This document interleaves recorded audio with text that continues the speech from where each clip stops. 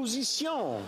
Environment Minister now says he doesn't like foreign oil oligarchs. Well, that's news, because I was beginning to think that OPEC was going to give this Prime Minister an Outstanding Achievement Award for all that he's done to promote foreign oil interests by blocking the 15 proposed LNG projects that existed when he came to office.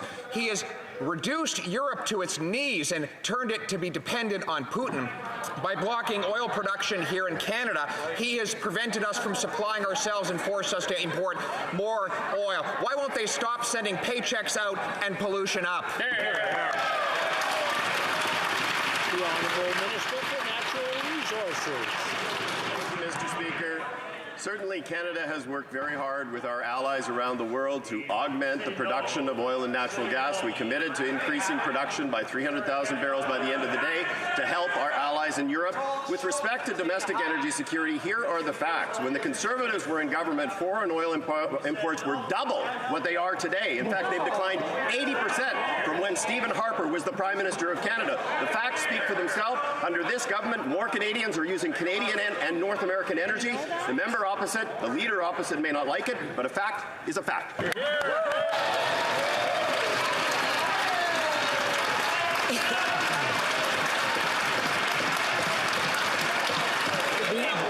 Before going to the next question, I don't want to interrupt, but I just want to remind, with the shuffling and everything that's gone around with the seats, those who are nearer to me, I can hear them pretty loud, so I'd ask them to tone down their outbursts. They're not constant, but they're outbursts. Just keep them down. The Honourable Leader of the Opposition. Here's a fact for you. 15 LNG projects were proposed when this Prime Minister took office. 0 are completed. Even the one that we approved in our final days in office, he has still failed to bring to completion. And now, after the Prime Minister stood in the way of LNG Quebec and East Coast LNG projects, Europe is totally dependent on Putin to keep the heat on this coming winter, funding that war. And what has this government contributed? They've sent Putin back his turbines to help him pump his gas. Why are they funding Putin's war instead of paychecks for Canadians? The Honourable Minister.